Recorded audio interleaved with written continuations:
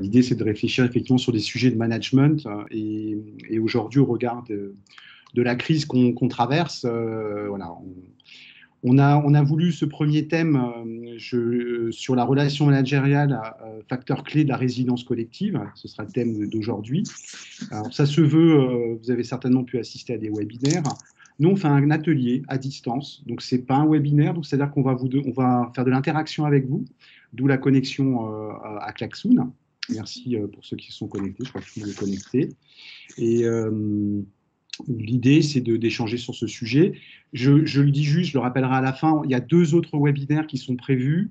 Les 2 autres webinaires, le second, je vais juste le partager, il est là. Vous l'avez sur la page de l'UPE 13 dans l'agenda.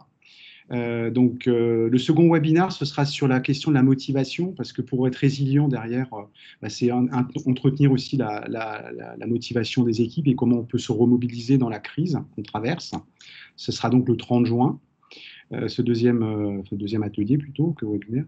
Et le dernier de la trilogie auquel on a pensé, c'est une fois qu'on fait preuve de résilience, qu'on se remobilise, comment on décide dans l'incertitude. Donc ça, c'est prévu le 8 juillet. Donc 3e atelier Club Management sur ce thème-là. Donc vous pouvez vous inscrire, n'hésitez pas. Mais en tout cas, sachez que voilà, on a lié les 3 et on va aborder ces 3 sujets pour répondre aux nouveaux enjeux. Je le remettrai à la fin. Voilà, donc ce qu'on vous propose tout de suite, c'est, alors je vais lancer ma présentation. Vous avez dans Klaxoon, je vais le faire apparaître sur mon écran, vous avez un chat, comme dans Teams, donc je vais juste vous demander d'écrire dans le chat, donc c'est la petite bulle verte, voilà, si vous voyez ma souris ici, pour écrire et de nous donner des petites informations vous concernant, voilà, combien, alors je vais afficher la présentation, voilà. Donc, est-ce que tout le monde est connecté d'abord? Je vais juste vérifier, parce que si vous voulez encore vous connecter, vous pouvez aussi faire avec le flashcode. Pas de souci de connexion? OK. Donc, les objectifs de cet atelier, c'est qu'on réfléchisse ensemble sur quels sont les impacts de la crise aujourd'hui au regard du management et de la relation managériale. Comment faire évoluer cette relation, au clair, au regard de cette situation. Et on a volontairement, alors on n'a qu'1 heure, donc ça limite les réflexions, mais on a décidé effectivement de dire comment on peut construire la relation, une relation de confiance et être plus résilient face à la situation. Donc, en trois objectifs. Ça, je vais passer parce qu'on l'a déjà dit. Donc, je vous propose dans le chat de nous répondre juste quelle est votre activité, quel est votre domaine d'activité, et si vous managez, combien de personnes vous managez. Voilà, c'est pour qu'on puisse un petit peu voir dans le chat. Je cherche le chat, il est là. Je suis là, le chat. Ah. Donc, je vous propose juste de nous préciser dans la petite bulle, voilà, d'alimenter le chat.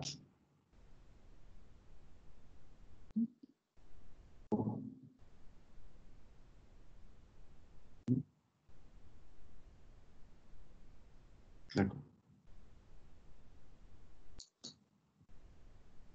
Je ne sais pas si vous avez trouvé le chat. Je vois rien apparaître. Dans le chat de Teams. Il y a Valérie qui écrit dans le chat de Teams. Ah, c'est dans le chat de Teams.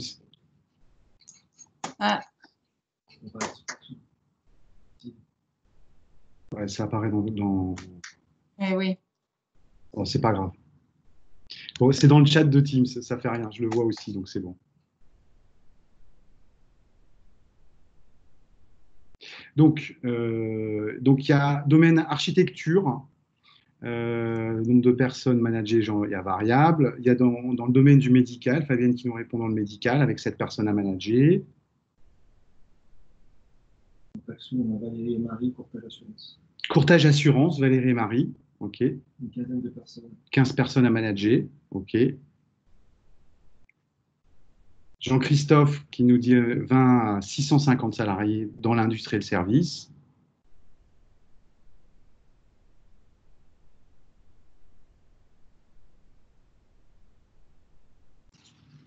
Il y a d'autres domaines.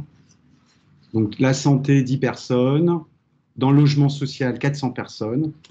OK, bon, bah, ça, voilà. Je vous laisse continuer à alimenter, hein, mais c'était pour un petit peu dire, voilà, qu'est-ce qui était avec nous et quels étaient un petit peu les degrés divers de management. Donc, c'est de la petite équipe à des grandes équipes de plusieurs centaines de personnes. Donc, c'est des vrais sujets d'actualité. Merci pour cette première interaction. Donc, je vous en propose une deuxième. Ça, c'est une activité qui est lancée sur Klaxoon. Je voudrais vous demander aujourd'hui comment vous vivez l'impact de la crise. Alors, la crise qui a débuté avec la crise sanitaire, hein, et puis aujourd'hui qui prend d'autres dimensions, dont je parlerai après. Donc, je vous propose ici de partager un mot. Je lance l'action. Voilà. Vous écrivez un mot pour décrire aujourd'hui, pour vous, quel est l'impact de la crise pour vous. Hein, bien sûr, en termes de management, un mot qui décrit pour vous ce qu'est la crise aujourd'hui. Et vous cliquez donc sur vous est proposé sur Klaxoon le brainstorm en rose. Vous cliquez dessus et vous écrivez ensuite votre idée. Donc, question, remise en question. Par contre, si vous avez plusieurs mots, laissez-les attachés, ne faites pas d'espace, parce que sinon, ça va les scinder.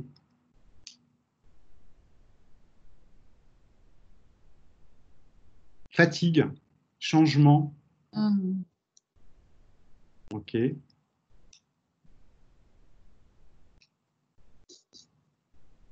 Il y a frustration, relance, chômage partiel,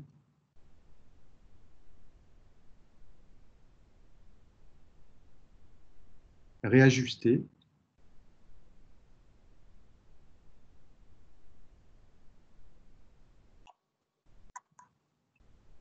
alors je ne les ai pas tous, je vais changer la... Voilà.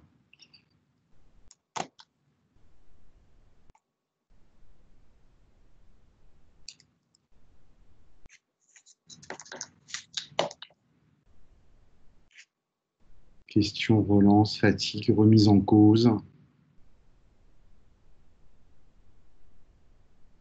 Une période pas facile quand même, hein, au travers des sujets, hein, changement, fatigue, frustration, remise en cause. La relance qui revient, relancer l'activité.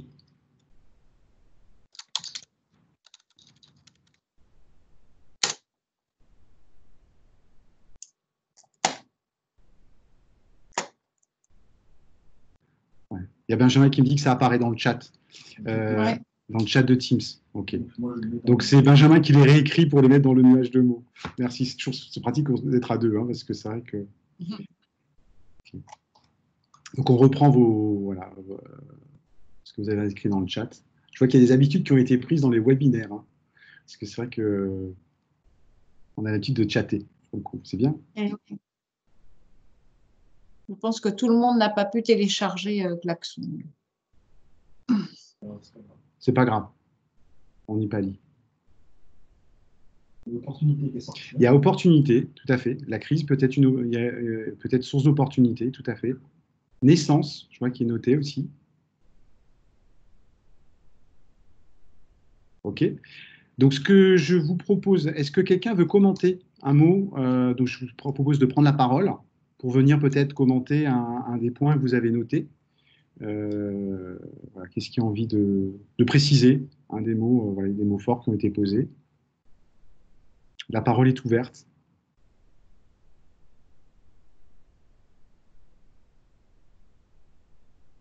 Il vous suffit d'activer votre micro pour pouvoir prendre la parole.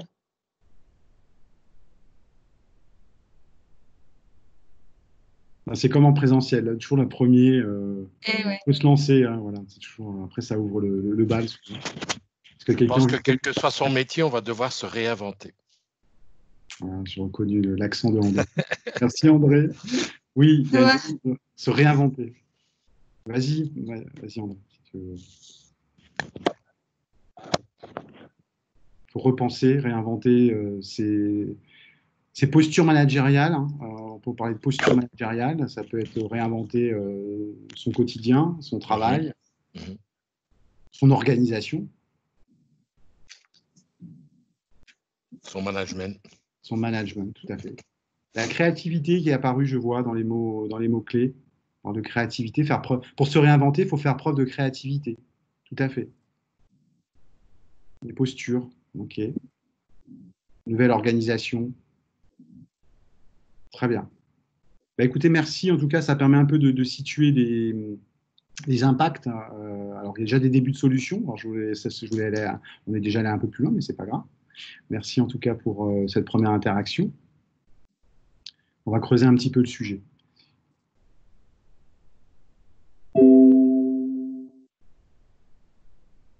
Alors, je vais juste rappeler des caractéristiques concernant la crise. Aujourd'hui, on fait face à la crise du Covid qui a tout déclenché, cette crise sanitaire. Je vais juste rappeler les 4 caractéristiques parce qu'elles sont prégnantes encore aujourd'hui, même si on arrive au bout du déconfinement, puisqu'on est dans la dernière phase qui va se clôturer donc normalement lundi prochain. Cette phase de déconfinement, on a quand même 4 caractéristiques très fortes. On a une crise qui est brutale. Elle est arrivée du jour au lendemain. On s'est retrouvés tous confinés du jour au lendemain. Elle menace à la fois, elle a menacé, j'ai envie de dire, menace encore, mais de manière beaucoup moins forte aujourd'hui, notre vie physique. Il y a des risques pour donc ça nous remet dans des besoins de sécurité beaucoup plus forts. Et aujourd'hui, elle menace clairement, très clairement, ça commence à poindre très clairement son nez, elle menace nos économies très fortement. Mais le risque sanitaire a primé sur le risque économique, ce qui était logique. On a une crise qui est globale, c'est-à-dire qu'il y a quand même la moitié de la planète qui s'est retrouvée confinée. Et donc toute la population a été touchée. Et la 4e caractéristique, et on est en plein dedans aujourd'hui, vous l'avez cité, ça nous oblige à nous réorganiser, qu'on soit un acteur politique, un acteur économique, un entrepreneur, une entreprise, un manager, un responsable, ou un entrepreneur, ou un freelance, un indépendant. Et socialement aussi, ça appelle à des réorganisations. Alors aujourd'hui, on ne les perçoit pas encore, mais concrètement, voilà, on touche à plusieurs niveaux, à des niveaux mondiaux, macroéconomiques et microéconomiques. Donc voilà, 4 caractéristiques de cette crise qu'il faut prendre en compte, qui va enchaîner. On parle de crise sanitaire, d'abord. Aujourd'hui, on parle de crise économique et sociale. D'ailleurs, les premiers mouvements sociaux ont commencé. Donc, elle implique quoi aujourd'hui, la crise? Elle nous met dans l'incertitude, dans le flou, dans l'ambiguïté, et ça crée encore des situations encore plus complexes. Et comment on manage ça? Ça rend encore plus difficile l'exercice. J'ai vu avant le mot fatigue, notamment. Voilà. Effectivement, cette situation crée des situations difficiles. Alors ça, c'est une première lecture de la crise. Une deuxième aussi, vous l'avez noté, il faut se réinventer, et la crise est aussi une source d'opportunité d'explorer, d'innover. Donc elle a 2 facettes. Ça dépend de quel côté on regarde et comment on le vit, et comment elle nous impacte. Alors ça fait penser, peut-être que vous le connaissez, je le remets, mais c'est l'idéogramme chinois. Alors l'histoire nous dira que ça a démarré en Chine, c'est pas si sûr d'ailleurs aujourd'hui. Que le Covid est vraiment né en Chine. La crise, elle est à la fois un danger, une menace, à la fois pour notre santé, je l'ai dit, et pour économique notamment, mais aussi, elle est à la fois aussi une opportunité. Et l'idéogramme chinois qui veut dire crise cite bien ces 2 versants. La crise est à la fois un danger et une opportunité. Donc ça veut dire que face à la crise, nos comportements, on va réagir d'une certaine manière. C'est un peu petit. En clair, on a 2 manières de réagir en situation de crise. C'est un peu binaire. Soit on subit, et elle peut être un fardeau et très difficile à vivre, soit on agit, soit on réagit. Donc, soit on reste en situation de stress, et je ferai pas, ça pourra faire l'objet de notre sujet, on parlera des sciences cognitives, mais on se met en mode reptilien, ce qu'on appelle le cerveau reptilien, c'est-à-dire qu'on se met en mode survie. Et c'est vrai que beaucoup, on s'est retrouvés en mode survie du jour au lendemain parce qu'on était menacés. Et je cite aussi système 1, système 2, mais ça c'est un appel au 3e webinaire, c'est comment on prend nos décisions face à ces situations. Et ça c'est le 3e club, au mois de juillet. Nous, en tout cas, avec Benjamin et Coefficience 3, on est convaincus que la crise est une opportunité d'innover. Et je cite cette citation de Peter Drucker qui nous inspire beaucoup. L'innovation systématique requiert la volonté de considérer le changement comme une opportunité. Donc effectivement, si on veut trouver de nouvelles réponses, changer nos postures, regarder différemment les choses, c'est une question de choix et de regard face aux changements qu'on vit, qui sont lourds et importants.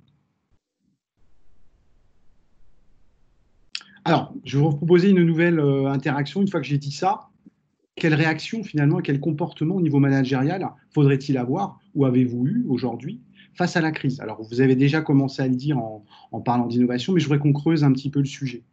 Donc là, ce que je vous propose, c'est plus une animation. Pareil, dans Klaxoon, vous avez apparaît une proposition de participer à un brainstorming. Quelles ont été vos réactions et comportements au niveau managérial face à la crise? Donc je vous propose, c'est un post-it que vous allez remplir, qui va s'afficher, et je vous propose déjà d'écrire vos premières idées sur ces post-it-là qu'on va commenter. Donc quand vous cliquez, vous avez un post-it qui apparaît, il suffit d'écrire, et en haut à droite, vous avez une petite enveloppe pour l'envoyer. Et le poster, il va apparaître sur le... Vous cliquez sur idée en bas, hein. Comme ça, je vais le faire. Voilà. Et vous avez un post-it qui apparaît ça. Donc j'ai parlé d'innovation, je vais le faire, hein, comme ça vous le voyez. Et j'envoie mon post-it comme ça. Alors vous pouvez faire une petite phrase aussi, hein, si vous voulez.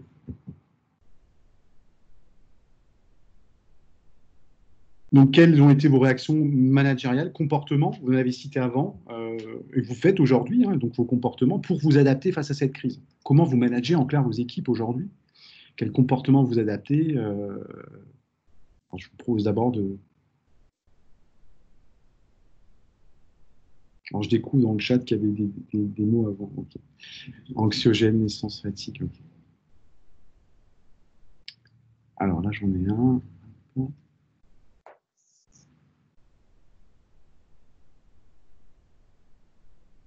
Alors, aider, éliminer le négatif. Est-ce que vous pouvez préciser l'idée derrière aider? Gérer les émotions. Tu les bouges? Ok. Je ne le vois pas, celui d'en bas à gauche, là, il n'est pas sur mon écran. Tu le vois? Ah. Ouais. Ouais, j'ai changé mon zoom, qu'on voit tous les post-it. Voilà, ça vous allez les voir. Donc, il y a gérer les émotions à distance, effectivement, positiver, écouter, aider, éliminer le négatif. Première réaction, s'organiser, mettre en place des outils de com, de lien pour garder le contact. Est-ce que vous pouvez nous préciser ce que vous avez fait comme outil de com, de lien, pour un partage d'expérience aussi, à rassembler, rassurer?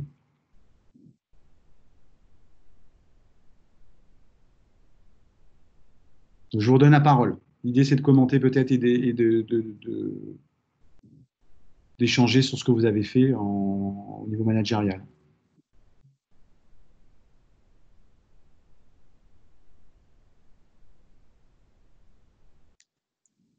N'hésitez pas à réactiver votre micro.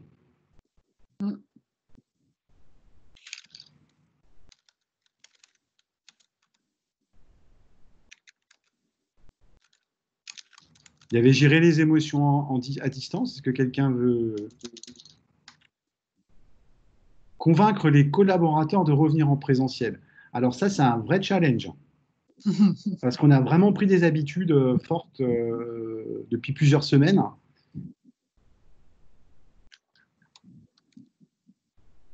Il y a des réticences par rapport... comment s'expriment les réticences des collaborateurs qui ne veulent pas revenir en présentiel? Est-ce que quelqu'un veut...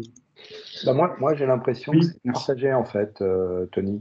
C'est-à-dire qu'à la fois, c'est les gens qui n'ont pas de contraintes familiales fortes, de petits-enfants, etc.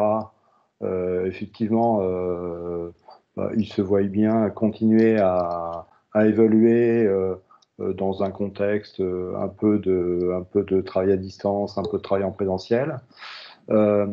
Par contre, les gens qui sont seuls dans la vie, qui ont des contraintes fortes familiales, etc., ils attendent fort de revenir en présentiel. C'est très contrasté en fait. Il y a une forme de lassitude liée à cette distance parce qu'on a besoin du contact humain. Hein. On peut pas, on sent, ça manque hein, quand on n'a pas. On l'a vu en étant confiné. Et effectivement, de ne plus avoir de contact avec son équipe, il y a des liens qui se distendent. Et c'est pas que physique, hein, voilà, c'est émotionnel. On parle bien des émotions hein, quand on parle des liens. Et la dose à qui ça convient très bien. Je vais citer un exemple. Vous avez peut-être entendu le cas de Peugeot. Peugeot qui a touché fortement hein, dans sa production, dans son activité, hein, mais la décision du DRH, alors ils avaient déjà fait un travail préalable, mais c'est intéressant de savoir que Peugeot, par exemple, a décidé quasiment du jour au lendemain de dire 90% des personnes qui sont aujourd'hui en télétravail resteront en télétravail. Donc ça, c'est un changement fort. Hein. Ça veut dire qu'ils institutionnalisent le télétravail. C'est une décision comme ça qui est descendue. On reste tous en télétravail. Conséquence numéro 1, c'est on économise. On a des coûts, des économies liées au mètre carré pour la location des bureaux. Hein. J'ai quand même lu une statistique. C'est à Paris. Bon, je cite Paris parce que ça reste. Beaucoup de sièges sont à Paris. C'est 11 000 € par an par collaborateur, hein, les locaux. Bon, après, ça varie d'une région à une autre. Mais et donc, ils ont décidé que le présentiel continuerait, mais serait le minimum. C'est-à-dire qu'on va se voir en présentiel pour prendre des décisions ou pour être créatif. Ça, c'est par exemple le choix de Peugeot. Donc, on voit que c'est des modes de fonctionnement qui changent l'organisation et qui, pour le coup, changent la relation managériale. Alors, je vois réticence de revenir sur site. Nous ne comprenons pas vraiment de la part des personnes qui ne sont pas concernées, ni par les sujets de transport en commun, ni par les sujets de garde d'enfants. Ils invoquent la peur du virus, qui est encore là, alors qu'elle est moindre.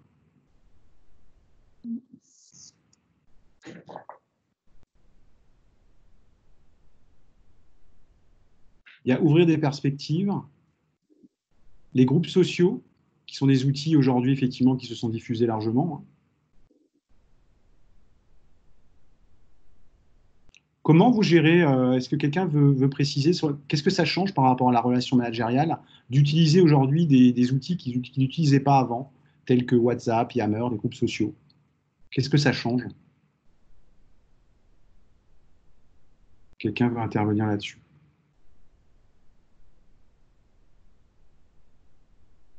Donc, on a les réunions Skype. Je rassemble un peu. Qu'est-ce que... Oui. Peut-être que ce que ça change, en fait, c'est que ça nous apprend à mieux écouter, finalement. C'est-à-dire que on a vite un bordel sans nom quand on n'arrive pas à gérer correctement une réunion telle que ce qu'on fait aujourd'hui. Et finalement, je me suis rendu compte que les uns et les autres, enfin, les unes et les autres, s'écoutaient finalement probablement mieux parce que les temps de parole sont alternés et ça, c'est plutôt une chose positive.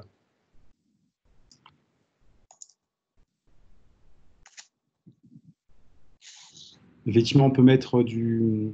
Alors, il y a un point que je souligne hein, qui est mis aussi dans le chat, c'est Fabienne Abécassi hein, qui nous dit qu'il y a une perte de lien social.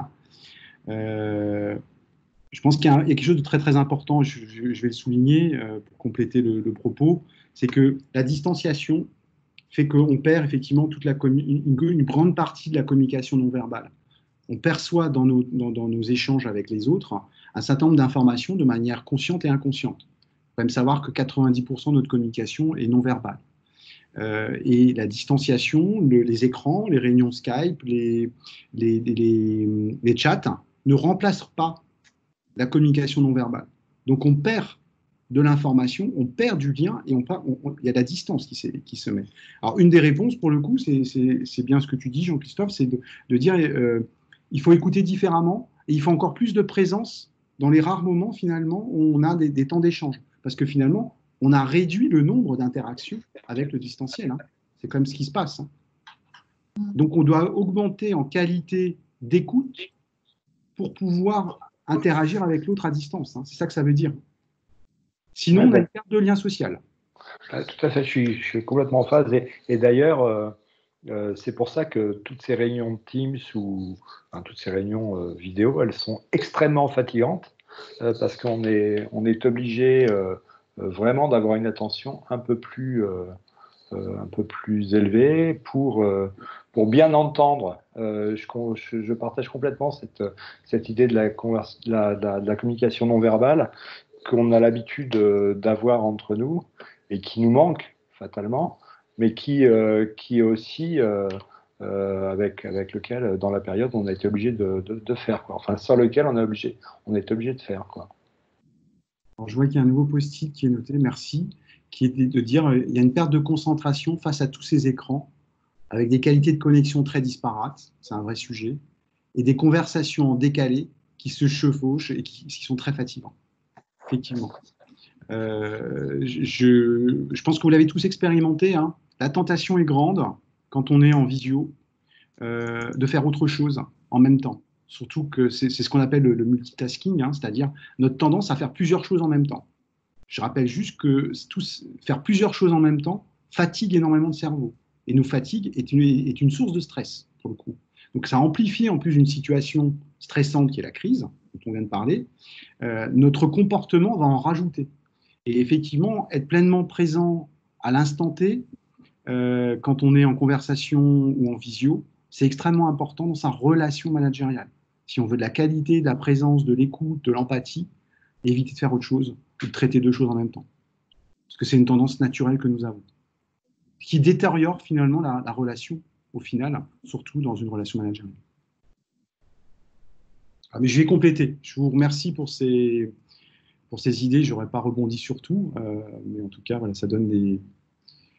Il y a des attitudes, hein, voilà, positiver, écouter, aider. Et je vais juste finir sur un point qui est essentiel, et c'est vraiment un retour d'expérience aussi, hein. Se mettre en posture d'aide à distance, c'est plus une option, c'est obligatoire. Dans la relation managériale, ce qui doit changer avec le distanciel et ce qu'on vit, c'est se mettre en posture d'aide. Qu'est-ce que je peux faire pour répondre à tes besoins? La posture d'aide, c'est ça, hein. On parlera après, vous avez sûrement entendu des concepts tels que manager coach. Il faut retenir l'idée de se dire, si je veux une relation et me rapprocher, être dans l'empathie, dans l'écoute, et avoir une qualité de présence pour compenser la distance, c'est de se mettre en position d'aide. Je vais clôturer cette partie. Merci pour vos idées.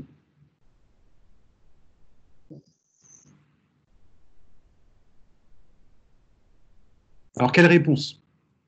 Comment faire évoluer la relation managériale? On a déjà trouvé des premières réponses, mais je vais les préciser. Je sors juste ma souris. Où est-elle? Elle est là. Nous, on aime bien travailler à partir d'un modèle qui sont des modèles de comportement pour comprendre comment chacun fonctionne et comment les autres fonctionnent. Et c'est important d'avoir des clés de lecture. Alors, je ne vais pas tout le détailler. Ce modèle-là que je présente, je vais juste donner les caractéristiques principales. Je fais juste un focus dessus. On a 4 styles de personnalité, hein, schématiquement. On a des personnes qui sont plutôt franches et directes, rapides dans leur mode de réflexion. Elles sont plutôt situées en haut du cercle. Voilà. À l'inverse, vous avez des personnes qui sont plutôt précautionneuses et réfléchies. C'est-à-dire qu'elles ont besoin d'analyser, passer un peu plus de temps pour comprendre ce qui se passe dans leur entourage. Et sur l'axe vertical, l'axe horizontal, pardon, à gauche, vous avez des personnes qui sont plutôt sceptiques, interrogateurs, donc qui vont poser des questions, être interrogés. Donc, dans ma relation, comment je leur donne la parole? Et puis, il y a des gens qui sont naturellement plutôt acceptants et chaleureux, qui sont plutôt partants. Il y a une question, oui. Sur le chat de Teams, qui dit pourquoi plus à distance? Alors, pour le coup, j'aurais bien qu'on précise la question. Ouais, pourquoi plus à distance? Est-ce que la personne qui a posé la question peut préciser, si on veut pour pouvoir lui répondre?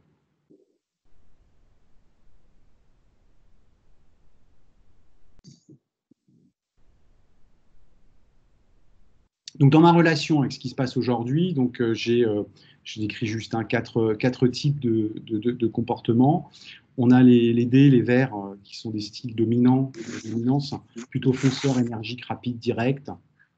Les I, deuxième style de comportement, influence, plutôt expansif, enthousiaste, communicatif. Moi, je suis un I, plutôt sociable, donc acceptant et les stables, attentionné, calme, coopérant, patient, modeste, fiable.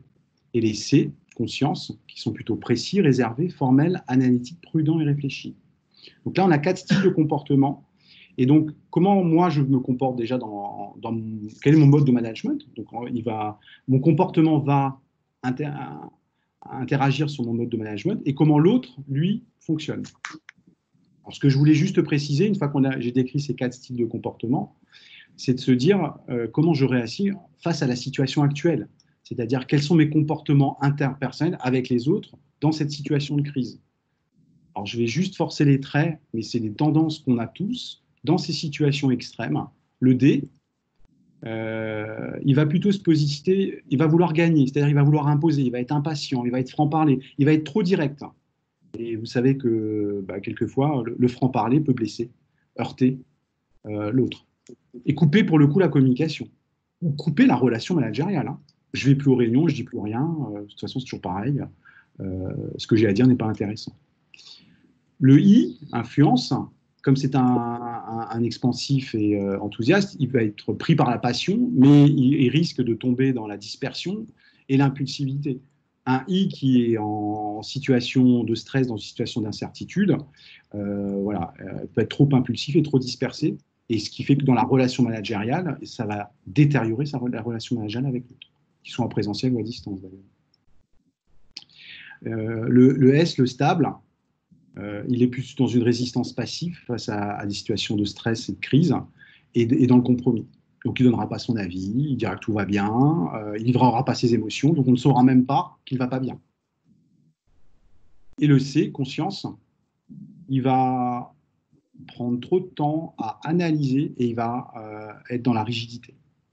Voilà, ça, c'est des comportements extrêmes en situation de stress liés au profil et au comportement. Et toutes ces situations-là vont expliquer des détériorations de la relation managériale entre un manager et son équipe. Donc voilà, c'était un premier focus que je voulais faire sur comment interagir en fonction de ses styles de comportement. Alors, je vais essayer de répondre à la question puisqu'elle a été précisée, merci. Donc, pourquoi plus à distance? Donc, c'était se mettre en posture d'aide, donc je reviens sur la question. Se mettre en posture d'aide, pourquoi plus à distance qu'en présentiel? Pour nous, c'est important tout le temps. Ok. Je comprends mieux le sens de la question. Ce que je voulais préciser sur le distanciel, c'est un effet de loupe. C'est-à-dire que des comportements managériaux, on va dire non optimales, sont amplifiés par la distance. Donc, il faut encore plus être en posture d'aide à distance. C'est ça que je voulais souligner. Oui, un manager est là pour aider, mais en plus, lié à la distance et à la situation, il faut encore plus forcer le trait. Donc, encore apporter plus d'aide. Voilà, en plus, tu as le facteur peur qui intervient encore, qui est, comme je reprends ton idée de la loupe, qui est vraiment amplifié et où tu as besoin de modérer ça. Et pour modérer ça, tu as besoin d'écouter, d'être en empathie en fait avec la personne qui est en face de toi. Tout à fait. J'allais y venir. C'est-à-dire qu'une fois que j'ai dit ça, ce qu'il faut comprendre, c'est que face aux situations qu'on vit, donc dans nos interactions avec les autres, en situation de management, on va adopter des stratégies de comportement qui sont entièrement liées à la fois à nos comportements, à la situation et à nos émotions. Première stratégie de comportement, je fuis pour échapper à la contrainte, parce que je suis dans la confusion, l'agitation, l'anxiété, la peur face à la situation. Donc, stratégie de fuite, je vous le fais simplement, je ne viens pas à la réunion à distance, je ne viens pas travailler en présentiel, vous l'avez cité avant. Ça peut être une stratégie de fuite. Je ne veux pas revenir au travail. Je veux échapper à la contrainte. Tout le reste, ce sont des excuses. Les enfants, la distance, le virus, c'est parce que je fuis la situation, parce que je la vis mal. Autre stratégie, c'est ce qu'on appelle la lutte. Je veux avoir raison et je suis dans l'impatience, la tension, la colère, l'agressivité. Ça explique des réactions disproportionnées dans certaines situations. Quelqu'un qui s'emporte dans une réunion, que ce soit en présentiel ou à distance, voilà, il peut être dans une stratégie de lutte. Il va absolument avoir raison, il n'en démord pas. Et ça peut tomber dans l'agressivité. Situation qu'on voit au quotidien dans les équipes. Hein. Crise ou pas crise. Et la stratégie d'inhibition, je me protège parce que je suis dégoûté, déprimé, en dépression et découragé. J'ai envie de dire c'est presque la pire parce qu'elle se détecte moins bien. Ce qui explique une partie des situations que vous avez avec des collaborateurs aujourd'hui qui ne veulent pas revenir au travail. Alors j'ai envie de dire, celui qui n'est pas content, il va vous le dire, la stratégie de lutte, c'est encore la plus claire, c'est la plus lisible. Mais les deux autres, elles sont moins évidentes. Donc pour répondre, comment on fait face à cette situation-là, comment on fait preuve de résilience?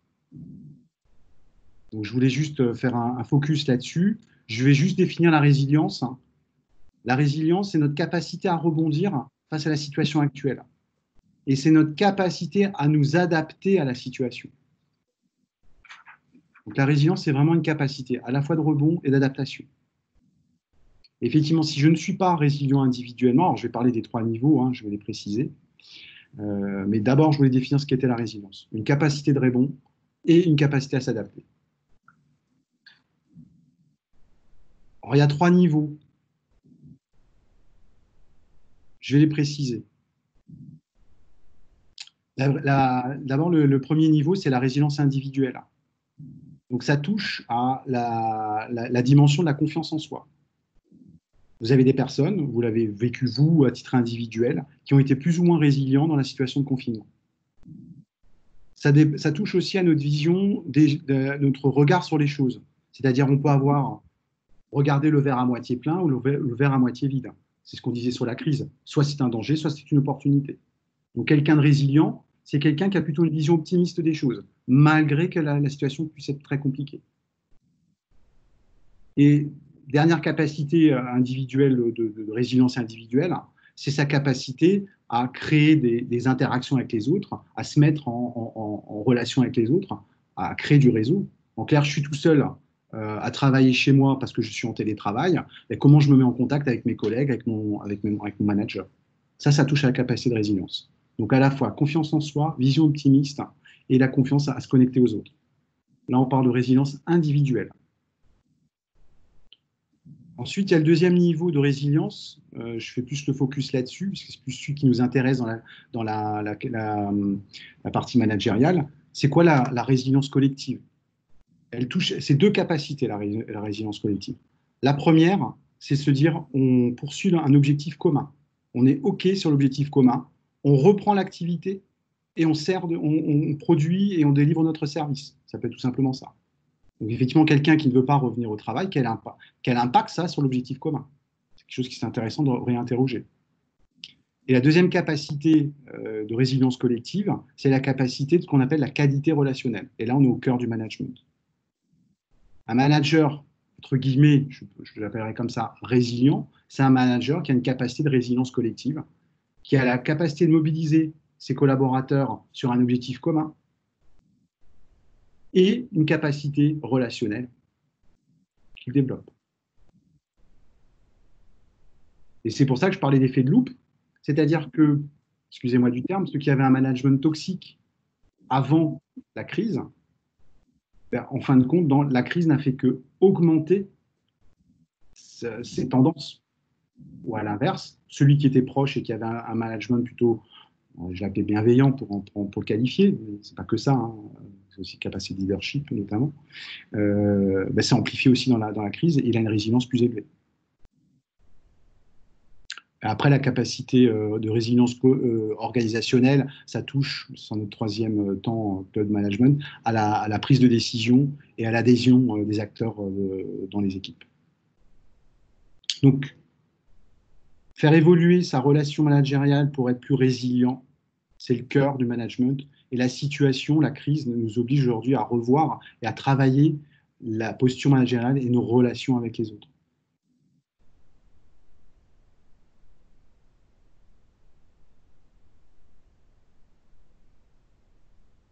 Donc, une fois que j'ai dit ça, quelle solution?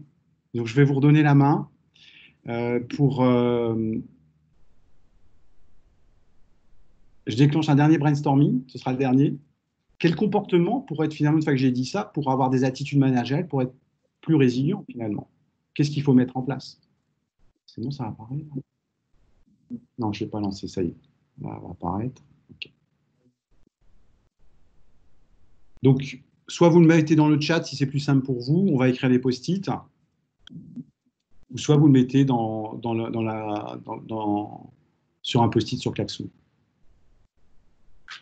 Quelles sont pour le coup les attitudes et comportements et les attitudes managériales pour être plus résilient et donc tisser plus de liens et éviter cette distanciation sociale qui a pu s'installer au regard des dernières semaines.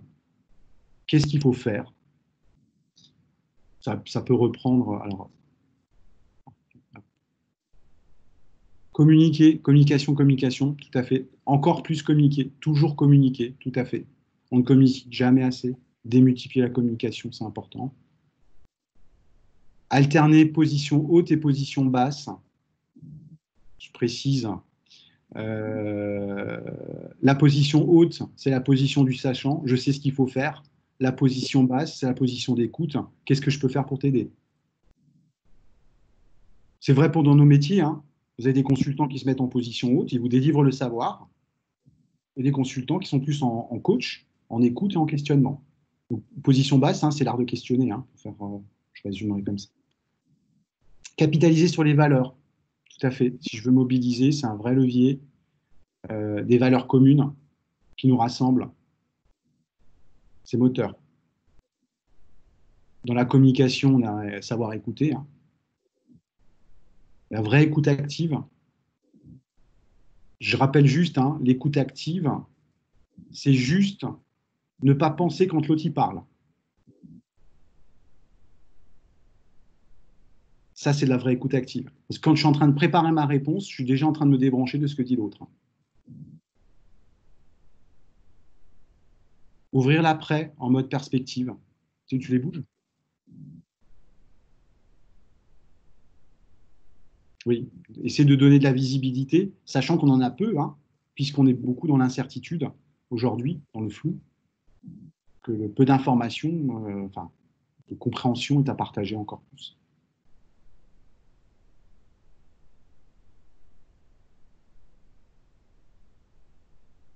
Je regarde s'il y en a dans le chat. Il y a bienveillance, écoute, faire preuve de bienveillance aussi. Ouais.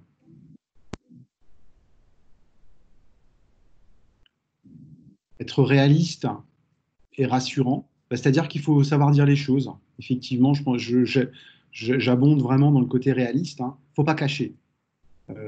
Ça se retourne à un moment donné. Voilà. La situation, elle est ce qu'elle est, il faut la partager. Et la bienveillance, je pense que c'est un point. Alors, bon, ça reste toujours un sujet qui est. Quand on parle de management bienveillant, il y a des images qui viennent, on a différentes définitions. Mais la bienveillance, hein, c'est de s'accorder d'abord vis-à-vis de soi-même, reconnaître qu'il y a des limites, qu'on a des limites d'information, des limites de capacité. Hein, un des principaux révélateurs de la crise, je rappellerai, c'est quand même et on a progressé très rapidement quand même, mais c'était d'abord nos méconnaissance des outils digitaux à distance, dans l'utilisation et dans la pratique d'ailleurs. Vous avez vu que très rapidement, on a su s'adapter. Ressortir plus fort des expériences même négatives. Effectivement, toute expérience même négative, il y a des enseignements à tirer, tout à fait. À condition de le capitaliser. Moi, je vois des exemples où, vous l'avez certainement fait, sinon c'est à faire. Quels sont les enseignements qu'on tire des dernières semaines au niveau managérial? Comment, voilà, c'est les retours d'expérience. Redonner le cap, se refixer des objectifs derrière. Montrer sa confiance en tant que manager. Oui, il faut encore plus l'appuyer, je rejoins. Capitaliser sur les forces de chacun pour relancer la dynamique. Tout à fait. Chacun a des talents, chacun a des forces. Il faut s'appuyer dessus. Il faut valoriser. Hein. Ça, c'est la valorisation hein, derrière, hein, je pense, l'idée aussi. Contact régulier, oui. C'est que comme ça qu'on pourra avoir de l'information. Moi, j'ai quand même vu des entreprises pendant la crise ou des managers qui ont eu zéro contact avec leurs équipes. C'est incroyable d'avoir laissé comme ça des équipes à distance, confinées dans la situation actuelle, mais ça s'est passé. C'est tout, hein. Je ne juge pas, hein, mais c'est quand même des faits, c'est des faits.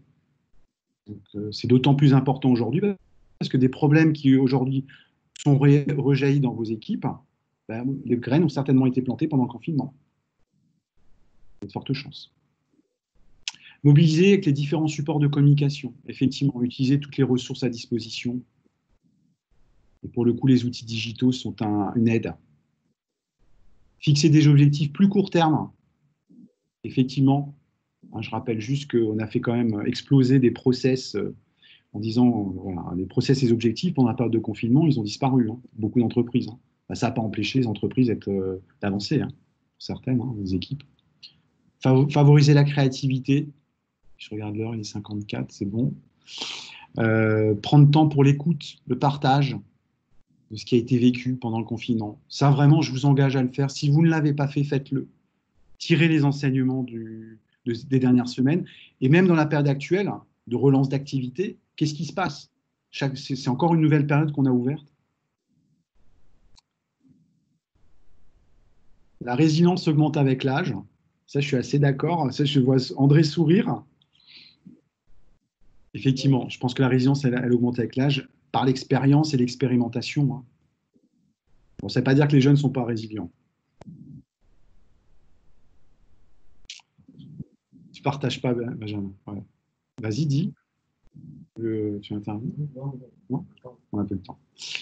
Ressortir plus fort, alterner position de place, je l'ai dit. Voilà, j'ai à peu près tous commenté. Donc, on voit que, si je vais les classer, hein, mais capitaliser donc, des objectifs, hein, redéfinir des objectifs avec l'objectif commun, la vision de l'entreprise, capitaliser sur ses valeurs. Les valeurs, hein, je le rappelle, c'est l'identité propre. Hein. On construit par rapport à ses valeurs, que ce soit un individu ou un collectif.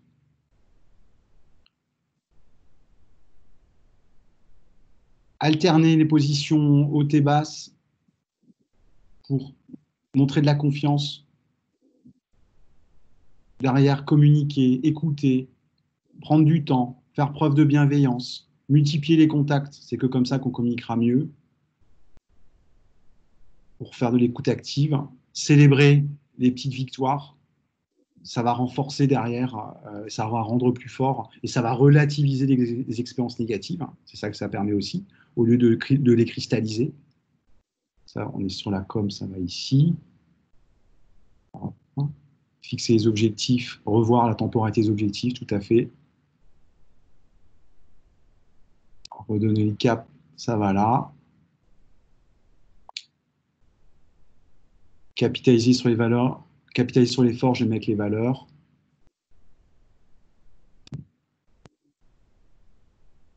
Et donc, si on veut être plus créatif, plus résilient, voilà, on va passer par tout ça, vous avez quasiment tout dit. Hein. Je sais où je vais, je sais comment, quelles attitudes j'ai, comment je dois communiquer dans la relation, tout en étant réaliste sur les perspectives et rassurant, ça va rassurer pour le coup. Comment je capitalise et je ressors plus fort. Derrière, ça va emmener vers plus de résilience et de créativité. Repenser la relation managériale, c'est travailler tout ça à la fois. Donc, c'est à la fois individuel et collectif. On est à chaque fois sur des niveaux individuels et collectifs. Merci pour toutes ces idées et ces solutions, pour le coup. Fermer l'activité. Et en résumé, faire preuve de résilience, hein, c'est un état d'esprit. C'est un sentiment d'entraide. On sait qu'on peut compter sur l'autre. Ah, pardon, je n'y étais pas. Merci. Je vais mettre le... Voilà. Donc, pour résumer, hein, faire preuve de résilience, c'est un état d'esprit. On s'appuie axé sur le développement. Hein, c'est bien quels sont tes points forts, quels sont tes talents et comment je m'appuie dessus.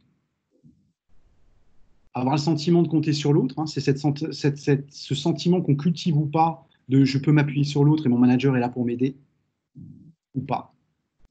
Il est disponible, il n'est pas disponible, il est à mon écoute, pas à mon écoute, il me communique, il ne communique pas. C'est l'indulgence, vous l'avez dit, au travers de la bienveillance, hein, envers soi-même, pas être trop dur, hein, je rappelle qu'on est toujours très très dur vis-à-vis de soi-même. Donc comment voulez-vous être indulgent avec l'autre si on ne l'est pas déjà vis-à-vis de soi-même? Savoir défendre ses propres intérêts, c'est-à-dire se faire entendre, hein, sur ses besoins. Avoir conscience que ses actes ont un impact, c'est la pleine conscience de ses actes. Et le dernier axe de la résilience, c'est la capacité à réguler, à résoudre des problèmes pour établir des objectifs communs.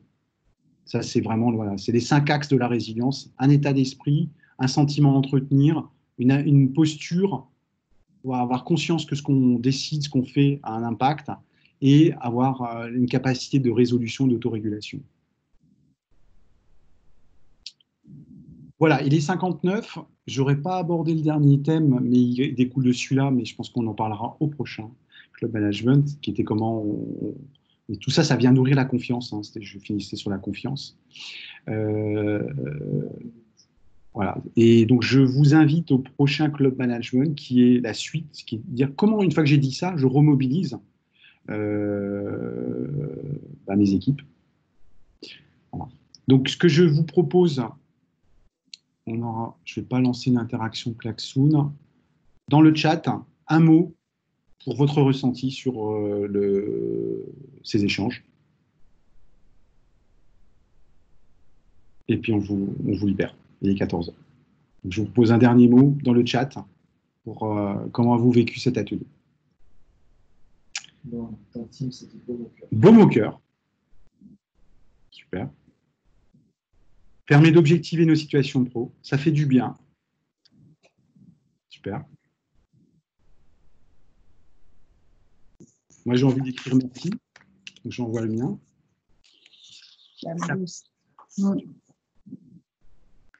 Merci à toi, Tony, et à Benjamin. Oui, parce qu'il n'est pas intervenu, mais il m'a bien aidé, il faut le savoir. Oui, mais il est en bas d'office, attention, Benjamin. ça ne voit pas. Voilà. Ouais. Précieux, précieux, précieux. Se mettre en posture d'aide, manager coach. De devenir des managers résilients, alors. Hein. Peut-être, tout à fait. Ah ouais. On a quelques pistes là, quelques très bonnes pistes. Ouais. Je pense. C'est très intéressant. Super. On compte sur vous pour le 30 juin, pour le prochain. Alors, je vous remercie tous. Un grand merci pour votre écoute, pour nos échanges. C'est toujours un challenge. Merci pour vos feedbacks positifs. Et on vous dit rendez-vous le 30 juin. Merci Sylvie. Et une bonne après-midi à tous. À très bientôt. Au revoir. Au revoir à tous.